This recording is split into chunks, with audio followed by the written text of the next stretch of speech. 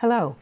Today I'm here to talk to you about a topic that I started looking at in some depth about 5 years ago, and that is a history and theory of food systems. I am going to start first by digging much deeper into what food systems are, because I think having this knowledge about the broad way of describing what food systems are helps you understand some of the theory and some of the history. So to start with, this is what a lot of people normally think of as the definition of a food system, a process that includes the production of agricultural goods, that is the farm sector, the purchasing and processing of these goods, that is what we usually call manufacturing, the distribution and marketing of value-added products, which are distributed through wholesalers, brokers, etc., and to retail stores. And then the final step in the chain is the end-user preparation and consumption. And another step, which I often forget, is waste disposal, which is really critical. And I'll talk about that possibly in a bit. This actually is not the food system per se. This is a definition of a supply chain. And so I want to next look at a list of other kinds of ways of describing food systems. The first is, besides the process that I just described, a vast set of very complicated relationships. So this puts a human face on it immediately. Those relationships include relationships among and between growers and processors, processors and distributors, all the people in a supply chain, going through, like we said, waste and other things, adding in researchers, and researchers do look at all the parts of the food system, all the parts of a supply chain, and they do that in different ways.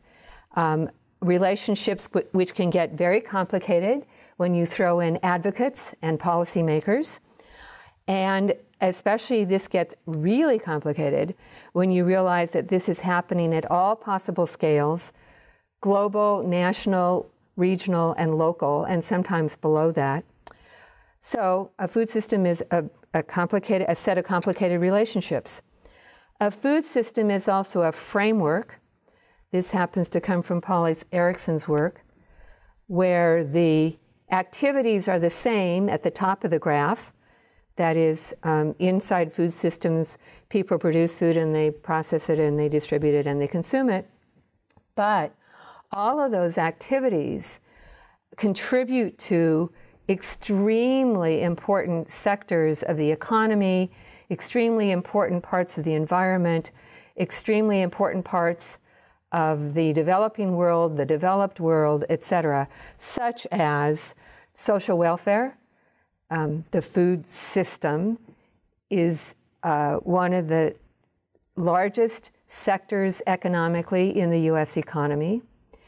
It is one of the major producers of employment. That's the whole food system, not just agriculture. It is, of course, a source of wealth at multiple levels, not just from people's jobs and income, but the wealth of the people who control the means of production and other things. It is a very important place where social, human, and political capital play out in any country and across the globe. It contributes to food security, both the food security of nations and of regions. By that we mean the ability of a country or a region to produce a large portion of the calories needed to support its population, especially in emergency conditions. But we also mean community food security, which is the idea related just to low-income people, that they have access to good food and food is available and also affordable. And then the final piece is the food system contributes to environmental security and natural capital. and I'm going to talk about this quite a bit more when we go into the theory. Another thing that you can do to describe a food system is to say that it's composed of many functional parts. And so when you look at this, you'll see these are somewhat different from some of the things that have been on the first couple of slides. So the first functional part of the food system is land-based. And in that, you see all these pieces and activities and policies and components, starting with agriculture. But at this point in time, and actually for the last 50 years, farmland preservation, getting rid of the best farmland is a big problem. So that's a functional part that, for an example, with regard to farmland preservation, it functions through all kinds of groups, many of whom are not farmers, who recognize the importance of preserving farmland going into the future. And that's what their work is. Their work is to preserve farmland for the future. Zoning is a part of that. Urban agriculture now is a part of that. Urban design, all kinds of things. The second functional part of the system is the environment. For people who think in systems, you don't pull the environment apart from farming and agriculture, but in terms of being able to really dig deep into research on what's the effect of agriculture on water, then it's important to separate these out. And of course, functionally, very different groups work on in the environment than work on agriculture. The third major functional part of the food system is the economy, the food economy, but also because food is such a huge part of everything that people do, food is actually a really important part of the global economy. Education, that seems pretty obvious, that it's critical that consumers, including young people, learn about food, where it comes from, how it's produced, but also education means training people to work in the food system, to do research, to do policy work, etc. Policy is the next functional part of the system. It means government and institutional operations. It means all the regulations that occur of food safety. It means all of the programs that support farmers. It means all the programs that support the environment related to agriculture. Anything you could think of, and working through even what we call big P and little p, small policy, which is the policy inside institutions. For example, the policy that is made by very large food companies about what they produce, how they produce it, how they sell it, also is another part of the food system, carried out by a functional piece of it, which is those processors and manufacturers. Another functional part, which has been very engaged in the U.S. food system since the Great Depression, is social justice. We now refer to not just anti-hunger, but we talk about food access and community food security and a number of other related issues, diversity in terms of environmental justice, food sovereignty.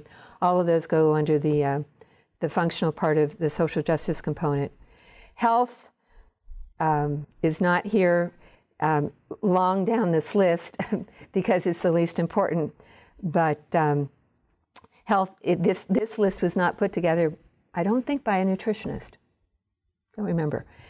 Diet, disease, people's personal and family habits, food habits, which can have a lot to do about whether they eat healthily or not, cultural habits, etc.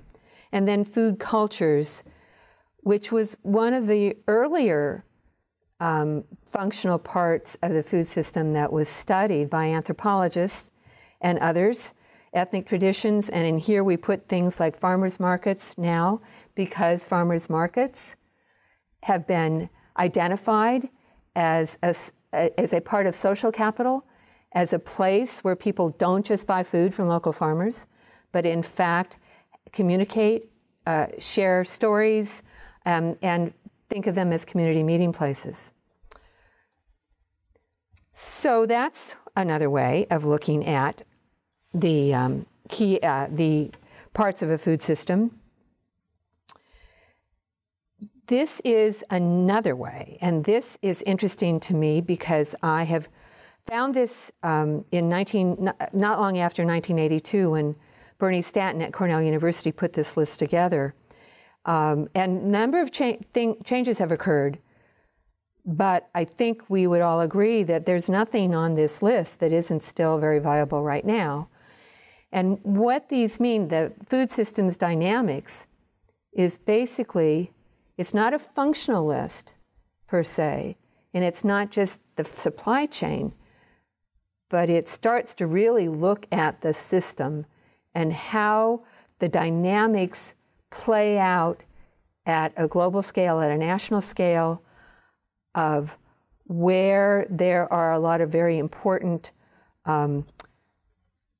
pieces that researchers are very interested in particularly looking at. For example, information processing. And it says here, information processing in the computer age. And that was, that language was more sensible in 1982. We'd use different language now. We would say, for example, given how much information you can find out about food on the web, some of it very misleading, some of it excellent, and I'm not just talking about recipes here, that becomes a dynamic. It's a way that the food system is being changed and pushed, and people are being educated all at the same time. And each one of these has its own dynamic. International trade and the growth of markets is huge in terms of its effect, not only globally, but on every individual country.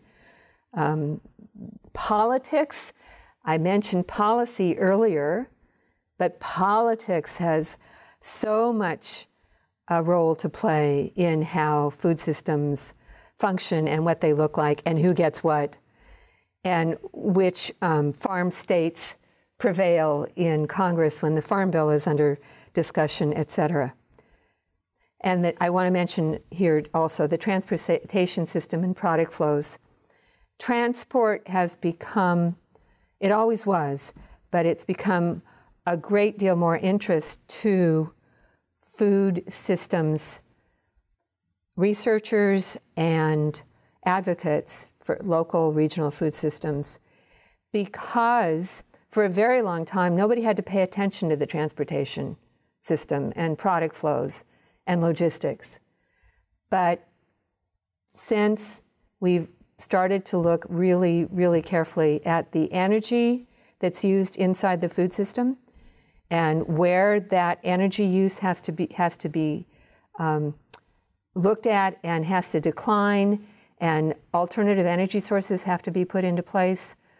And I'll talk in a minute about solar energy and how much greater use we need to make of solar energy. That becomes pretty important. So that section on food systems is a way of priming you to hear about and think about the historical origins of present food systems thinking, pointing out a number of different ways that one can think about the food system and how complicated it is a good introduction to the historical origins of present food systems thinking. And what I'm going to present is an analysis of my understanding of the key threads from the 1960s to around the early 1990s, which formed much of the theoretical and excuse me, practical background to food systems policy and systems action in the United States. Now, a lot of these you'll see go beyond the United States, but I really only was thinking about where did all of our ideas come from. All before I start, I want to make sure that everybody realizes that all of these have earlier origins, that I didn't go back to pick up the very beginnings of some of these thoughts. In some cases I did. And to remember that nothing that I'm going to talk about, or actually very few things, are de novo. So keep that in mind as you hear me describe what my own unique take on what I think are the 8 really key threads here. The first is the economic analyses of the modern U.S. food system, and by that I mean the food system that we start looking at after the Second World War. It all started with a National Commission on Food Marketing that was set up in 1964 and then put out its first report in 1966, and all in all there are about 10 fabulous reports. This was a group of the country's best agricultural economists, as well as researchers at the Federal Trade Commission, who had been very concerned about what had been happening about food advertising in the years since the Second World War, as it had grown and grown and grown, as well as because the Federal Trade Commission has antitrust regulatory requirements as part of its portfolio. They were also looking at that.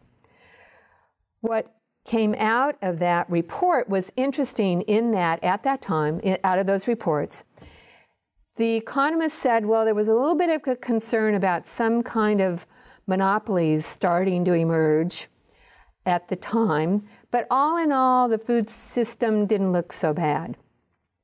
So now we fast forward about 20 years. And in the meantime, what happens is that mergers in the food area have just exploded.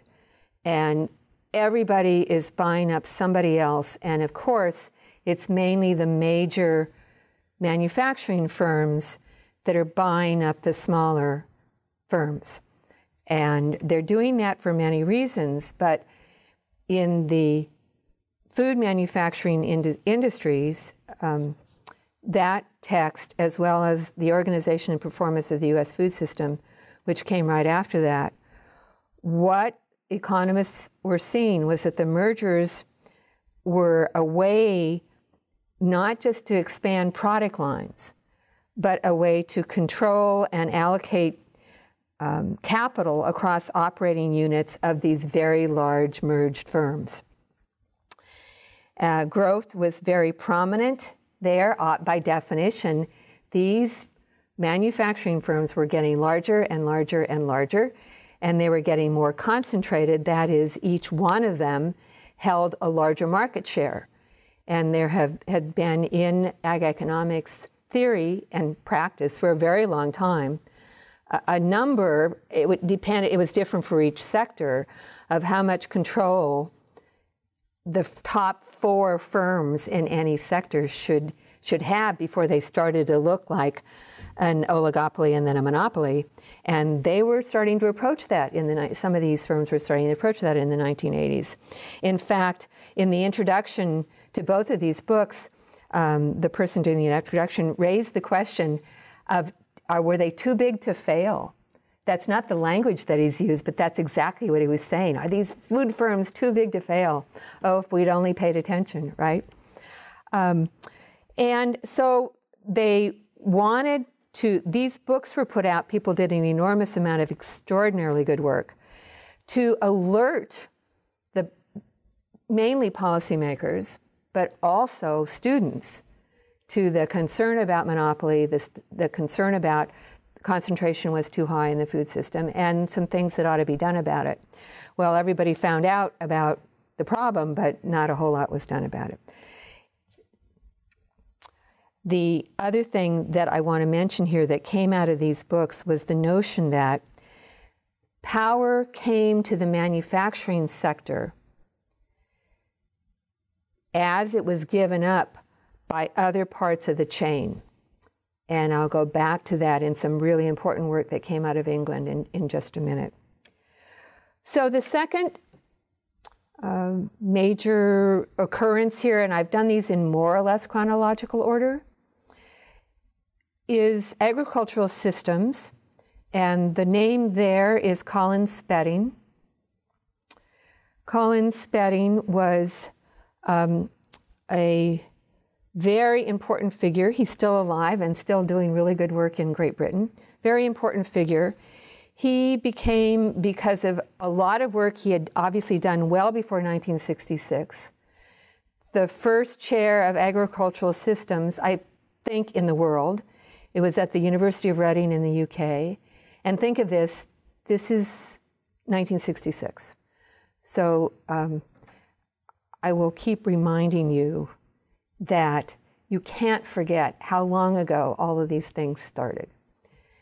He also was one of the first to think about and to write about the environmental and the social justice complexities of the food system. He did some of that writing in 1971. In 1975, Colin Spedding published probably his most important book. It was called The Study of Agricultural Systems. And in it, he laid out all of his thinking over the last 30 years about production systems and how they had to be thought of in order to be able, in essence, to do, and I'm not paraphrasing him, this is my language, to do the best problem solving for farming and the environment. One of his most famous figures is a sheep production system in England, which is layer upon layer upon layer of all the pieces of the system as you start from the field and go all the way out. It's an amazing piece, and it must have been very amazing when people were looking at this in the 1960s. I'll get back to some of Colin Spedding's later work in a little bit too. The third piece is Farming Systems Research Extension, and this is a concept in systems that still has its own discipline inside of agronomy and international development and anything you can think of that's looking at especially developing country farming systems. Peter Hildebrand is here because he was the first person to really get into this in the United States. And as I mentioned Peter Hildebrand's name, let me mention something else that's important as you hear this and think about it.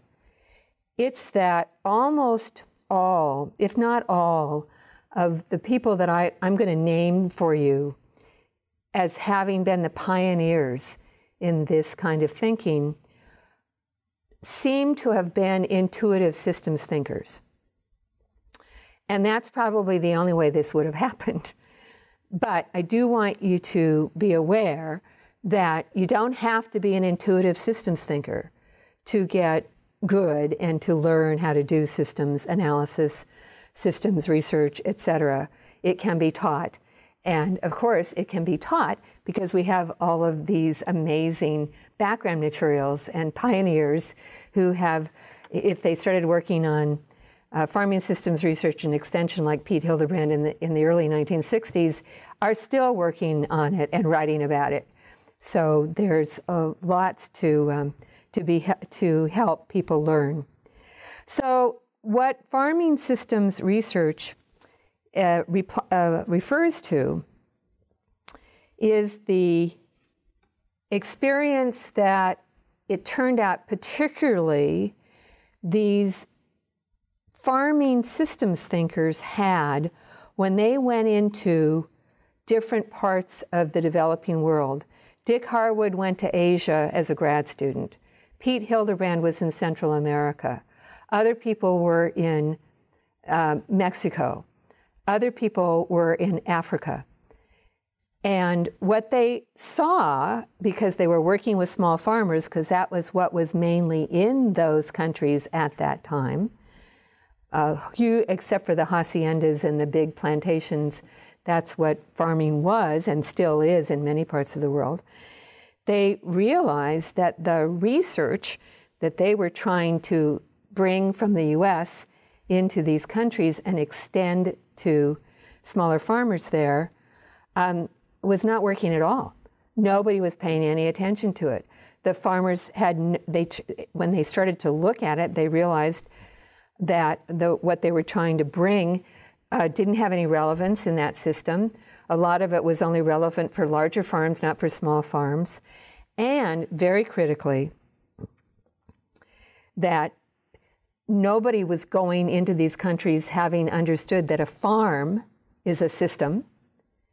All they saw was their piece, like the field that was growing soybeans, or the field that was growing corn, or the field that was growing coffee, which is not how any farmer looks at his farm, but it's what the researchers were doing. So they said, oh, wait a minute, we got to back up here. So what they did was to totally integrate the idea that farms are systems, that most farmers would change what they were doing to make their farms better if they understood where the suggestion for the change was coming from, which meant that the researchers had to understand the farm at the level that the farmers already understood it, and that they would be able to get the farmers to engage with them if the farmers thought they were part of the research teams. And that's the beginning of all the work that's called farmer to farmer that's going on. It's gone on everywhere in the world since the 60s, including in the United States. And it is farming systems research that led to, along with some other things, what we now call participatory research, which is one of the underbedding of social science research anywhere, including in many communities in the U.S. One more thing about that. This work brought the first major attention to two things which now we take for granted, thank goodness. That is the indigenous knowledge of farmers that had everything to do with whether they were going to adopt a new way of doing things. Because if the researchers didn't show that they got it, farmers weren't going to be interested. And the role of women in agriculture. And a lot of the people working in farming systems research are women. And it's one of the few places that they had in the agricultural sciences to really get engaged that weren't dominated by men. The next phenomenon, which started earlier than some of the others, but that really developed in the 1980s, was agroecosystems and agroecology. In 1947, a professor, Azzi, in Italy, published a book on agricultural ecology, and it appears that he, in fact, used the term for the first time anywhere. So the book was published in Italian in 1947. It was translated into English in 1956. And this was, really kind of groundbreaking, right? In the 40s, to have someone recognize that there was an ecology of agriculture. Soil scientists had always known that, but they had never used that terminology. And probably not all soil scientists actually thought about their activities as being ecological activities. But that term and the understanding of what that meant came into the theory about, like I said, in 1956 in the U.S. In that thinking developed many, many, many places over time. But in my mind, the next kind of groundbreaking piece of a book that came out was written by Odum, who's one of the most famous ecologists in the world, let alone agricultural ecologist. He was at the University of Georgia for many, many years. And he wrote a book called The Strategy of Ecosystem Development,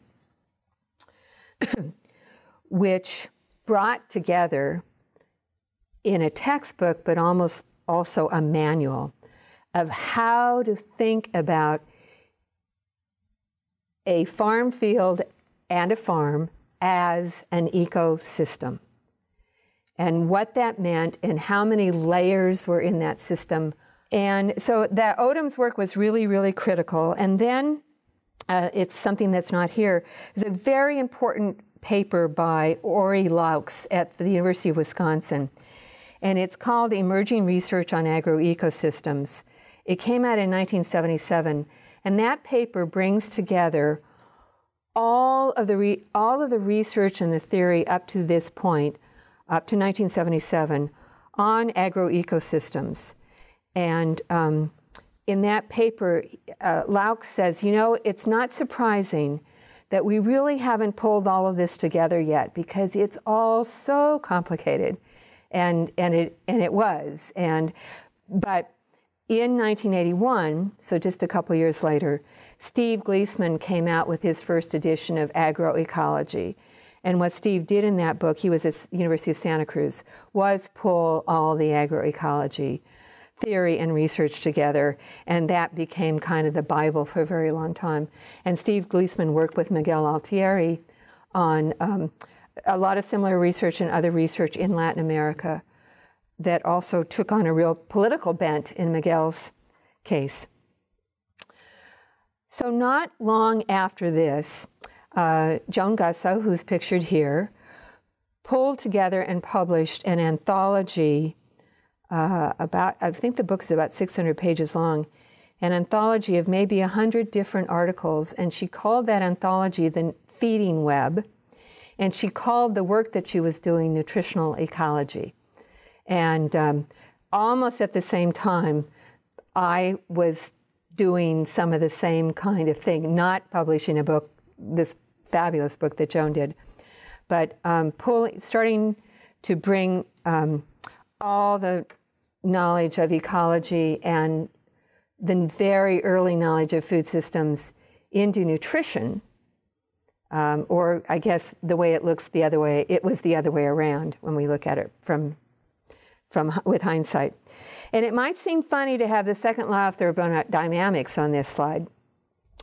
Everything in Joan's book is really, really important, and if anybody can find a copy, they should go through it and see how much you can learn from things that were being written in the 1970s about everything in the food system.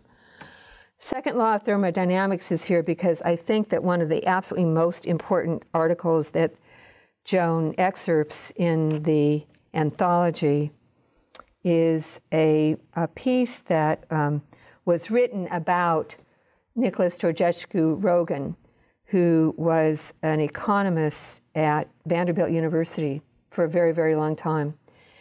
And he had developed a critical theory, and it was all around the problem with the food system. And the second law of thermodynamics is that nobody understood the second law of thermodynamics, which says that energy is irreversible, that it's free when it's used. It's free energy when it sits there as a lump of coal or a gallon of gasoline. But when it's used, it's bound. It can't be used anymore. The smoke and the heat got used once, or the smoke damaged the ozone layer and the heat warmed a furnace or it did something else. But that energy's gone. And things, and entropy says things pass from a form of order to disorder. And Georgescu-Roegen said, wake up, people. We've got a solar system that's all energy that we can use, and the fossil fuel is going to run out, and what will we do when we don't have enough fossil fuel? Not the last bit of fossil fuel on the planet, but when the United States realizes it can't continue to farm in any way like it's been farming for the last 50 years. This is an amazing article, and I've always made all of my students read it. And it's too bad that it isn't taught by everybody or learned by anybody who's working on food systems, because it's just central to everything that we are thinking about in terms of the future. So the sixth piece that I want to talk about is soft systems, but before that, I better mention hard systems. Hard systems are the theory and practice that came along actually starting in the 40s and the 50s. Some of it was used in the Second World War to do quantifiable systems analysis, systems engineering, cybernetics, all those kinds of things. Even ecosystems biology, where you were always measuring something, like measuring the numbers of worms in a farmer's field or the number of microbes in an inch of soil, that kind of thing. Peter Checkland in England recognized, obviously before the book was published, but recognized that there was a big problem with hard systems analysis. And that is that almost every hard system had some kind of human connected to it. And if you didn't take into account the human activity system, then a lot of your predictions out of hard systems were not going to work, because humans are humans and they make mistakes and they have foibles and they're political and they function in different ways in different systems. So what he did is develop a theory about how to think about humans in systems. Peter Checkland's work was picked up by Wilson and Morren in a book called Systems Approaches for Improvements in Agriculture and Resource Management. Neither one of these people was in agriculture. I can't ever resist telling the story. The reason we're so lucky that they did their systems approach for agriculture was that when they went looking for somebody to help support them to get the book written, the place that said, yes, that sounds fascinating, was the graduate school at USDA. And so, of course, the graduate school said, of course we'll support your book, but it needs to be about agriculture. It's a phenomenal book. It totally goes through what soft systems is. And the definition of soft systems here is under the Checkland quote. An account of a human activity system can never be simple. It's always going to be complex, because everybody has a different worldview. Now, the word in German, which is what's often used, is Weltanschauungen. But that means worldviews. And so anybody who's exposed to soft systems thinking, and a lot of people who intuit it or take courses in community development or organizational development, know about worldviews. And what the book allows you to do, it's a textbook, and it's based on learning theory and a number of other things. It allows someone to understand how you think about problem solving in a group, any community group, any group of researchers, whatever, by understanding and incorporating people's different worldviews into how you discuss how a problem can be solved or needs to be solved.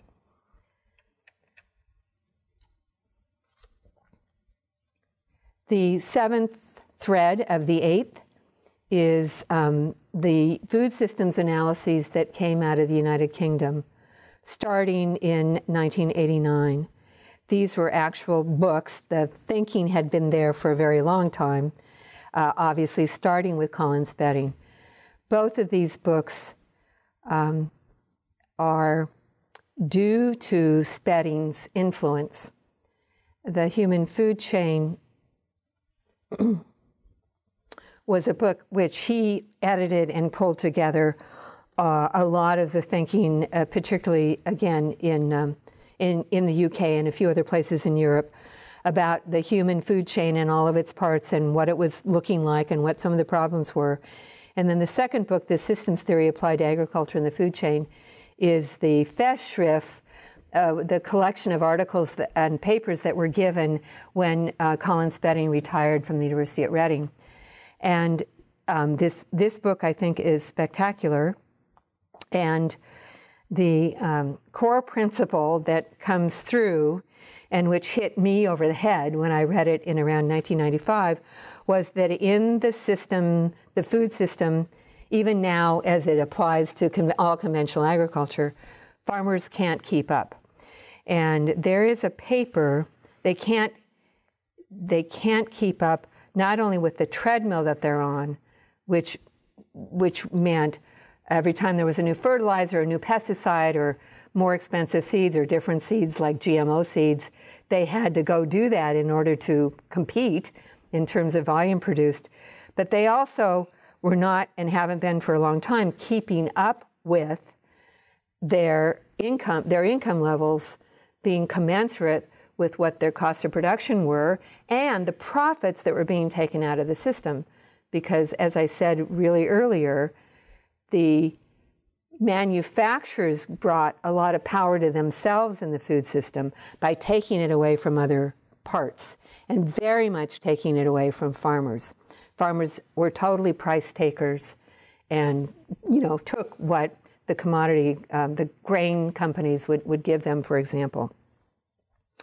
In this second book, The Systems Theory Applied, there is a chapter by Street, J.R. Street, and I think it's one of the best things, that single chapters that's ever been written about food systems, and every time I go back and read it, even though it was written in 1990, I still feel the same way. So I'm just going to read a couple of things that he says in that chapter. One is that the food chain system is changing under the influence of economics, markets, institutional, and technical pressure, which are interrelated. Each has implications for all others, and a systems approach is essential to understanding the resultant behavior of the players in the system and for manage any kind of change that will take place in the sector. The food system past the farm level is a treadmill perpetuated at the national level through a preoccupation with GDP growth. So not just at the farm level, but manufacturers don't actually, their stock prices don't go up unless they're constantly changing their product line and constantly growing. So they're on their own kind of treadmill. And he was pointing out that if you didn't understand how that worked, he wasn't just saying you have to accept this as something I'm saying. What he says throughout the whole book is that means farmers mainly, but it means anybody else who thinks they're working on the food system. If you don't understand that at some deep level, you are not solving the right problems. And we see that all over in a lot of the work that academics do, that local food groups do, that everybody does. There's not a great enough understanding of how the food system works to think that what people are doing is going to be effective. So the last piece is, and not to leave it off, is the agricultural systems curricula. And Richard Bawden, who's actually spent quite a lot of time at Michigan State University over the last number of years, because there are people, colleagues that he's worked with there, Paul Thompson, Larry Bush, and some others. He was from Hawkesbury College in Australia, and Richard had worked on agricultural systems his whole career, and decided with a few other people that he wanted to develop a curriculum to teach undergraduate students with, to teach them, it said agricultural systems, but now it would be agricultural and food systems. So enormous amount of work was done by Richard and his colleagues and other people around the world, and they started to use the curriculum in the college at Hawkesbury. And it's a great curriculum. If anybody, you know, and if you're interested, you can find it. But in fact, it didn't make it at the college, and it was because most of the colleagues at the college just couldn't get their head around a systems analysis and a systems curriculum. So that just tells you, you know, it's not. This is not easy if a whole bunch of very highly educated people in agriculture and food couldn't get the idea of thinking about systems in a curriculum. Then we have a lot we have a long ways to go, and it won't just occur through education. It will occur through experience and better messaging, whatever that would look like at an academic level. And then finally, Stuart Hill and Rod McRae, who were at McGill University at the time, in oh gosh, when was that? That was around, I've got it here, was around 1985, 86, did a huge amount of work as well to pull together an entire set of problem diagrams for which they developed very useful lists that contrasted conventional ways of thinking around multiple problems within agriculture and the food system against the new alternative innovative ways of thinking. And it was really excellent material if you were thinking about teaching a new course on food systems or thinking about how to contrast conventional with alternative. I'll just read a couple of these. When they looked at agriculture, conventional on a continuum to sustainable, the vision that people have of conventional is a partial vision. Nobody's ever looking at the entire system when you're thinking about the conventional food system. At least there's no apparent, that's not been in the textbooks that people were doing that. On the sustainable side, the vision is a holistic vision, that you are going to look at the whole food system. When you're looking at, for example, inputs, on the conventional side, which restrain the conventional side, you've got non-renewable fossil fuels, you've got large machines. On the other side, you're thinking about all kinds of renewable operations on a farm. Small machines. On the global side, you've got global dependence.